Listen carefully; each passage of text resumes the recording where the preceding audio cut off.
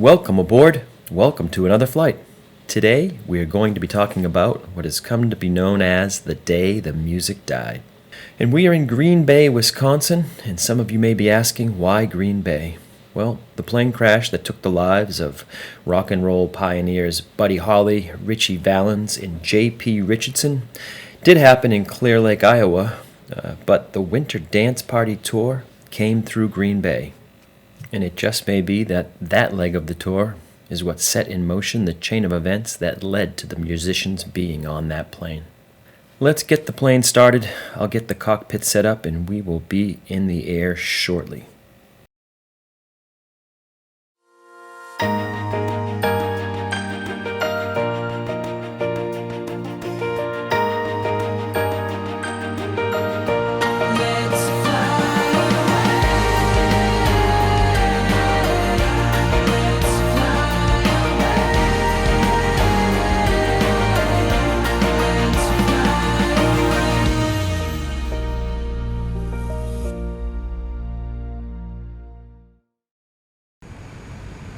Green Bay Airport Information Hotel 2200 Zulu.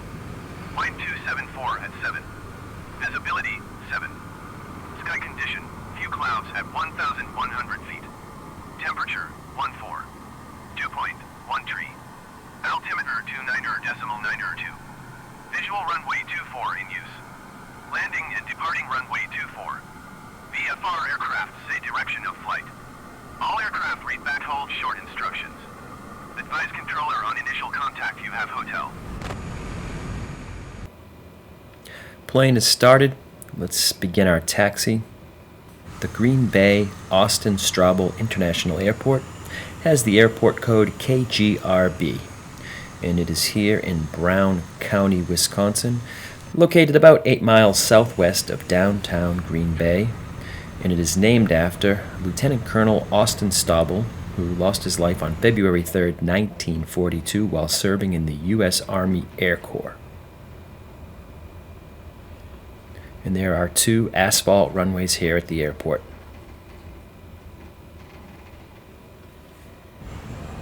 If this is your first time here, welcome. What I do is find interesting places or events to talk about and fly over, and we visit them here in the flight simulator.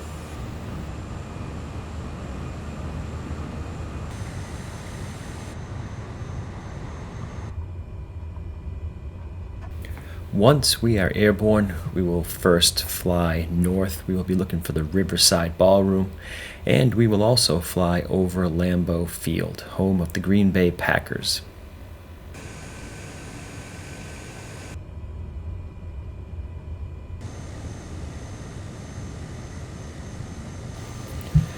And today we are back in the Cessna Grand Caravan, the 208B, one of my favorites. Maybe the next time we will take up a different aircraft. As we make our way up here to the hold short line, we are just about ready for takeoff. Make sure you're in your seat, hold on to your drinks, and we will be in the air in just a moment. Hi gang, this is the Big Bopper, and I'll be on your winter dance party coming your way real soon. We'll be swinging and singing and looking forward to saying hello, baby, to all of you in person. Hi everybody, this is Richie Valens. I will be on the winter dance party coming your way very shortly. I will be having a ball singing for you, and I hope to see you all real soon. Hi, this is Buddy Holly. The Crickets and I are really happy to be coming your way on the winter dance party. We certainly hope to see all our old friends and be making some new ones too.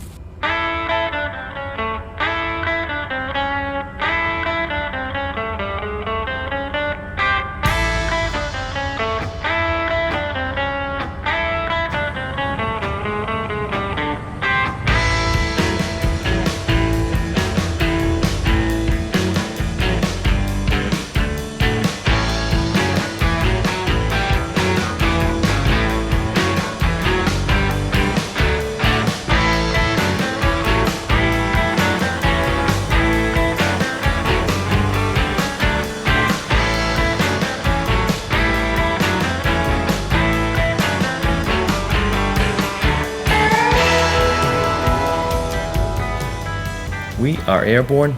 We will now head north. we will be flying towards the Riverside Ballroom.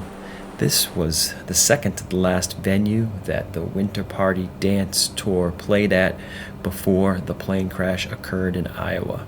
The Riverside Ballroom opened in 1936. That was after a fire destroyed the original one built in 1929. And during the 1940s, the Green Bay Packers actually sometimes held their indoor practices here before there were indoor facilities. Buddy Holly and the other headliners, they played here on the night of February 1st, 1959, 2 days before the crash. In 1958, GAC, General Artist Corporation, put together a winter tour planned for 24 venues starting on January 23rd and running until February 15th of 1959. Pretty much a performance for every day of the tour. Buddy Holly was originally reluctant to do the tour at the time, but he was in the process of moving to New York City, and he also wanted to construct a recording studio and possibly start his own record label, so he needed the money. He had attempted to obtain some of his royalties from his manager Norman Petty, but for various reasons Petty claimed that he was not able to give Buddy Holly the money. So this falling out, as well as probably some other issues, led to Buddy Holly separating from his manager as well as his band that he had been performing with, the Crickets. Buddy Holly, born Charles Hardin Holly in Lubbock, Texas, was considered a pioneer of the early rock and roll in the 1950s. Buddy originally played what would be considered country and western style music, but his style soon became rock and roll. Just ahead of us here is the Riverside Ballroom. We'll take a couple passes over it before we start to make our way west towards Iowa. In 1955, he opened for Elvis Presley multiple times, and then he also opened for Bill Haley and the Comets, and that appearance led to his first record deal with Decca Records. Some of his hits were Peggy Sue, That'll Be the Day, Maybe Baby, It's So Easy, and Rave On. He was known to have been a proud Texan for sure, but he had recently again moved to an apartment in New York City. Also headlining on that winter dance party tour was Ritchie Valens, born Richard Stephen Valenzuela in San Fernando Valley, part of Los Angeles, California.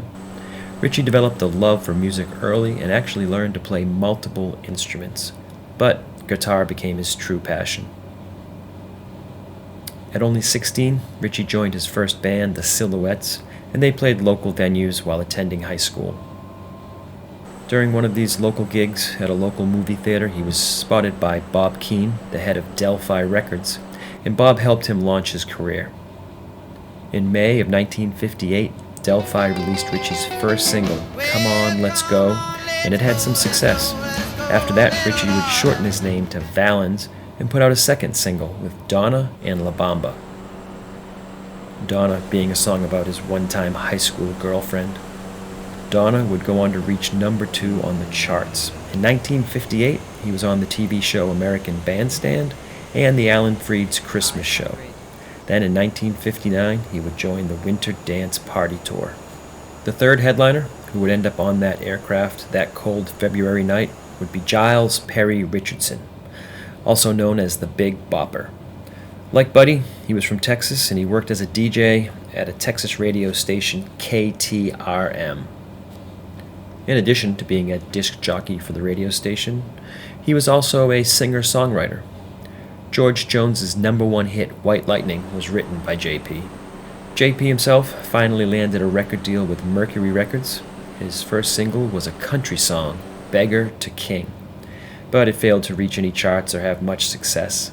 He then tried what he called a novelty song, and Chantilly Lace was released, and he also released this under the name Big Bopper. Mercury bought the recording and released it in the summer of 1958. It reached number 6 on the pop charts, and it spent 22 weeks in the national top 40. He had a follow-on success later that year was The Big Bopper's Wedding. After these successes, he took time off from the radio station and he joined Buddy Holly and the rest of the acts on the Winter Dance Tour. Also on the tour that winter were Dion and the Belmonts from the Bronx, New York, and Frankie Sardo from Brooklyn, New York. Years later, Dion DiMucci from Dion and the Belmonts would talk about how he and his friends on that tour from New York were able to tolerate and were better prepared for that cold winter then Buddy Holly and JP from Texas and Richie from California. After all, this was a winter tour, and it took these acts through the upper Midwest in one of the coldest winters on record. The tour for these acts would rightly become known as the Tour from Hell, and that would be for at least two factors: the cold weather and the buses. From a logistical standpoint, the tour was a catastrophe.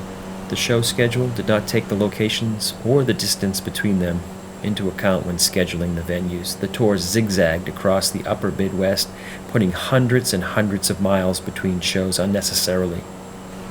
To make matters worse, the tour had obtained reconditioned school buses that were completely inadequate, especially for this winter weather.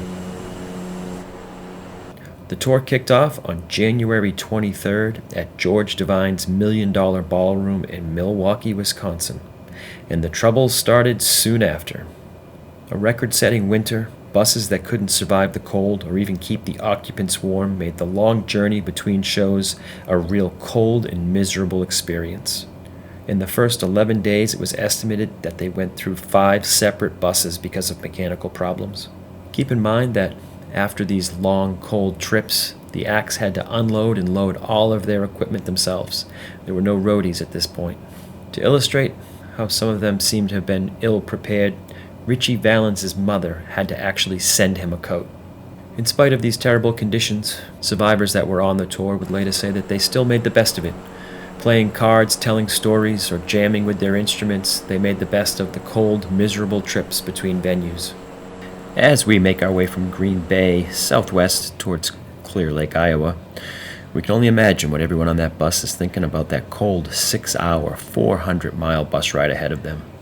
As we can see here, it's just roads, fields, and snow. Wait, yeah, this is more like their experience. Things took a turn for the worse about 9 days into the tour. After 9 shows in 9 days, the tour left Duluth, Minnesota, for Green Bay, Wisconsin. The rickety old school bus left the Duluth Armory late on Saturday, January 31st, 1959. The next venue was actually going to be in Appleton for show number 10, and then Green Bay for show number 11. As the temperatures dropped to more than 30 below, the old bus, its freezing occupants, some who now were fighting colds and flus, were in for another long trip. About 10 miles south of Hurley, Wisconsin, on an incline on Highway 51, the bus began to struggle and finally came to a halt. "The bus is frozen," exclaimed the driver. Now, on a dark, cold, desolate stretch of Highway 51, Buddy Holly and his band, including Waylon Jennings and Tommy Alsop and Carl Bunch, along with Richie Valens, J.P. Richardson, Dion and the Belmonts, and Frankie Sardo, were stranded, 4:30 in the morning, in a Wisconsin forest with minus 35-degree temperatures. Some of them left the bus in an attempt to flag down help, but as you can imagine, there was essentially nobody on the road. Luckily, at some point, a passing truck notified the sheriff's office about what the newspapers would later call a stranded orchestra, and the deputy sheriff sent out 4 locals from Mercer to pick them up from an area near Pine Lake. Buddy's drummer, Carl Bunch, was put in one of the first cars to arrive since he was suffering from frostbite on his feet. The musicians were taken to Hurley and put up in a hotel for a few hours of rest. Carl Bunch, however, was brought to the hospital in Ironwood, Michigan.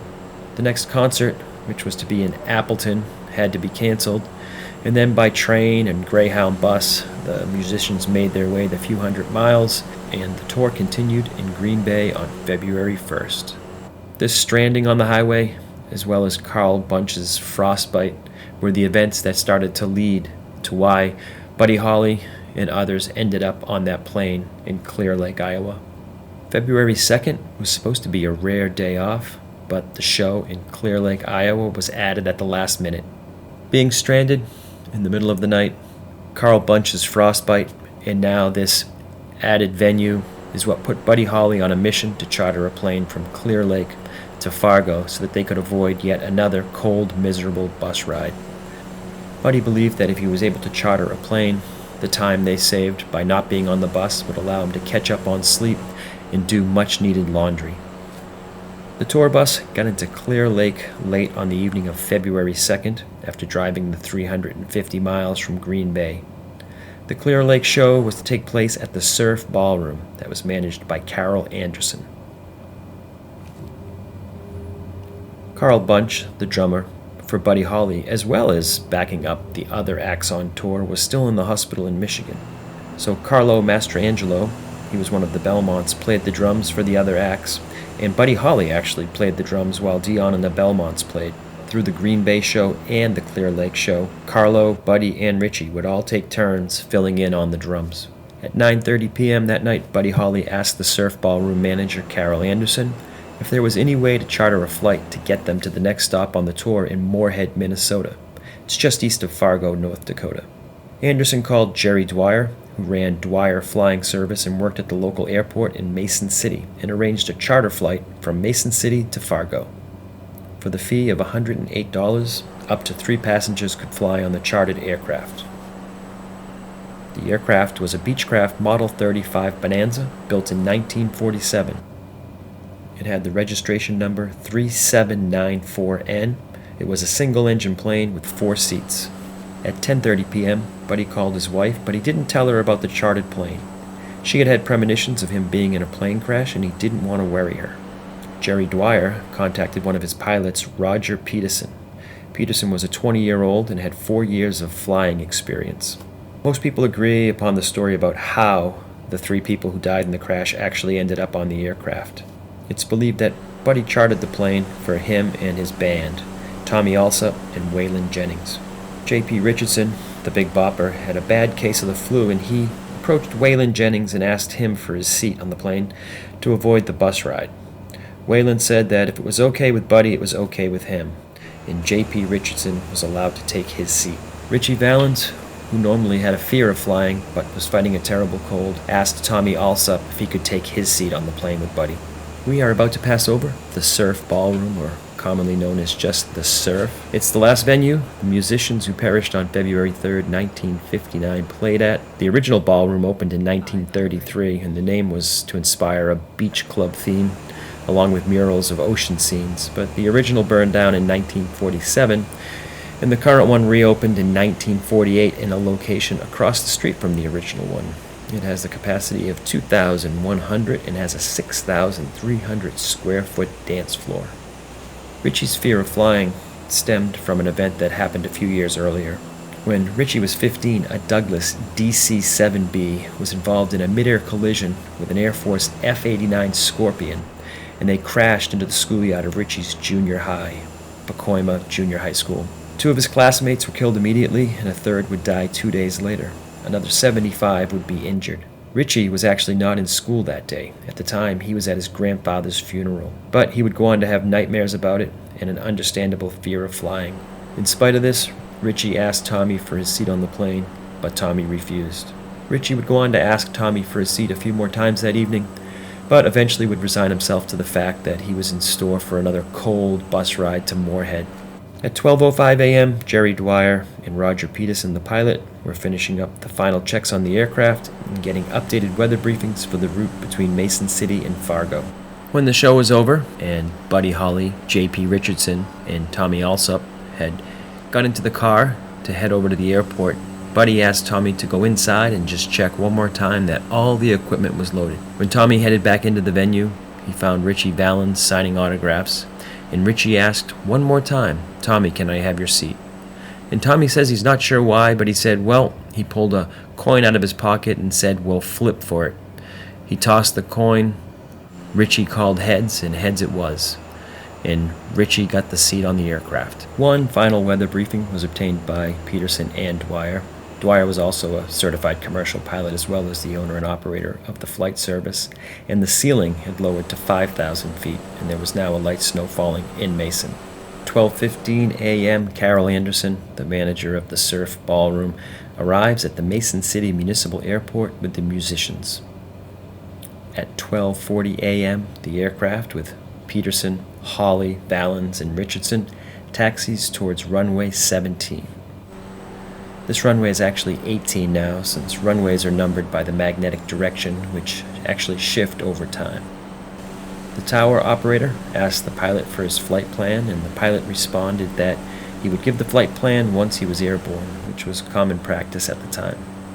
At 12:55 a.m., the Beechcraft Bonanza number 3794N and its 4 passengers take off from Mason City. The plane made a 180-degree turn, and it climbed to about 800 feet. It passed just east of the airport and then made a heading to the northwest. Jerry Dwyer, on a platform outside the tower, watched the aircraft, being able to see the white tail light head away from the airport. When Peterson failed to radio in his flight plan as expected, Dwyer tried to reach him on the radio multiple times. Jerry had mentioned to the person working in the tower that it looked like the tail light had gone down, but he was assured that it was just an optical illusion based on the curvature of the Earth. By dawn, concerned and unable to reach the pilot, Jerry Dwyer called the Fargo airport and was told that no Bonanza had landed, and nobody would be landing since they were in the middle of blizzard conditions. At 7:15, Jerry called Carol Anderson, the manager of the Surf Ballroom, and said the plane never checked in at the first waypoint in Alexandria, Minnesota. His plan was to go up in another aircraft as soon as he could and retrace the flight path. At 9:35, Jerry takes off in a plane and only a few miles from the airport spots the wreckage. After contacting the sheriff's office, Sheriff Jerry Allen responded to the site, where they find the wreckage resting against a fence, and 3 bodies were found outside the wreckage, and the pilot was trapped inside the mangled plane. At 10:30 that morning, the other tour members who had traveled by bus reached Moorhead, and they had no idea what had happened. They would learn about it, like so many other people, from the news. Tommy Alsop had actually gone to the front desk and asked for a room near Buddy Holly, only to have the desk clerk reply, "You haven't heard?" Carl Bunch, who was still in the hospital, would find out through a phone call from his mother. News reports back in Texas simply said Buddy Holly and his band had been in a crash. You can imagine the confusion this caused with the families of Tommy Alsop and Waylon Jennings. To make things worse, Tommy had asked Buddy to pick up some mail that had been mailed to him in Moorhead. He gave Buddy his ID, and Buddy put it in his pocket when he got onto the airplane.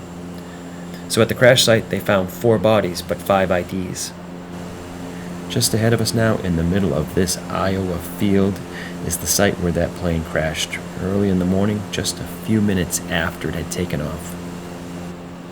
Buddy Holly, Charles Hardin Holly, who was 22 years old, left behind his wife of only 6 months, Maria Elena, who was also pregnant at the time.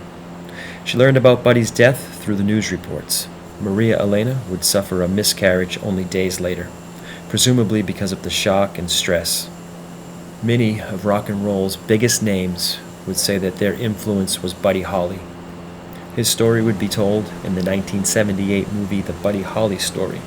Buddy Holly would be inducted into the Rock and Roll Hall of Fame in 1986. Richie Valens, Richard Stephen Valenzuela, was only 17 years old. He left behind his mother and 4 siblings. They also learned of the tragedy through news reports. His story would be told by the 1987 movie La Bamba. He's considered the pioneer of Chicano or Latin rock, and he was inducted into the Rock and Roll Hall of Fame in 2001. Giles Perry Richardson Jr., the Big Bopper, was 28 years old, and he also left behind a pregnant wife, Adrienne Joy, and a 4-year-old daughter. His son, Jay Perry, would be born 2 months after his father's death. At the time of the crash, JP was planning to invest in his own radio station and had 20 more songs ready to record. We will now be making our way back to Mason City and the Mason City Municipal Airport. The airport code there is KMCW, and it's about 6 miles west of downtown. The airport opened in 1945, and there are 2 runways. The investigation into the crash was conducted by the Civil Aeronautics Board and released its findings in September of 1959.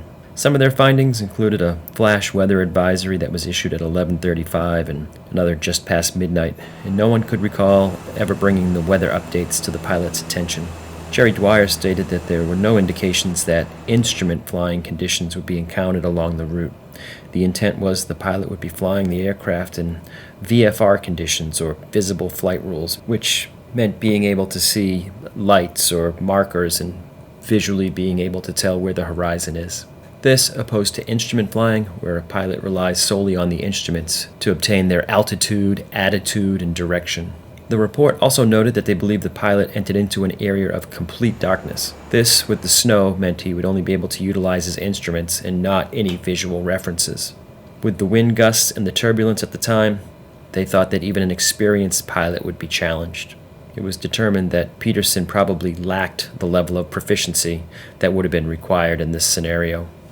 Another factor that the report pointed out was that they thought the pilot might have been confused by the type of gyro or attitude indicator used in this Beechcraft Bonanza. Conventional artificial horizon indicators, and then the one in this Bonanza, which indicated attitude and the horizon in a very different way, may have been a factor. Jerry Dwyer would say later in interviews that Peterson had many, many hours in that exact aircraft, and that he doesn't believe that he would have had a problem and that he would have been familiar with that gyro. Like many crashes, the absolute cause may never be known. The story has been part of rock and roll history since, known as the day the music died. Dion from Dion and the Belmonts, who was on that tour, says he would rather look at it as the day the music started. He says that those three planted the seeds that would become rock and roll today. Welcome to the Mason City Airport. I hope you enjoyed the tour today. As always, everything we talked about today was just my personal research in preparation for today's tour, so if you have any corrections or comments, please leave a comment below. Let's find a place to park the plane and we will take one last look around the airport here in Mason City, just outside of Clear Lake, Iowa, where the Surf Ballroom was the last venue that Buddy Holly, Ritchie Valens, and J.P. Richardson played at.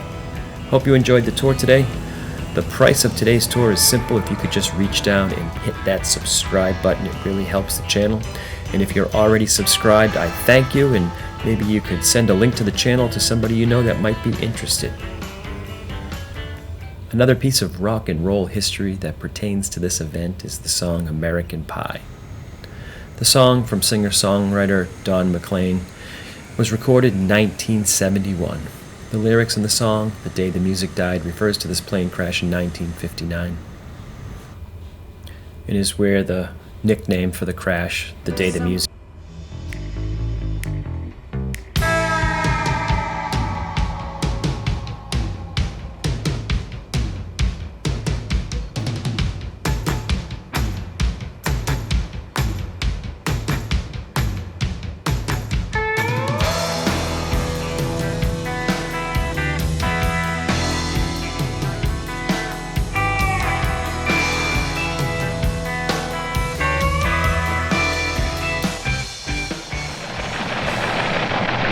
We interrupt this program for a special news bulletin.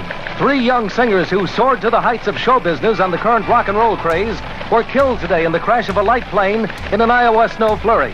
The singers were identified as Richie Valens, 17, Buddy Holly, 22, and J.P. Richardson, known professionally as the Big Bopper.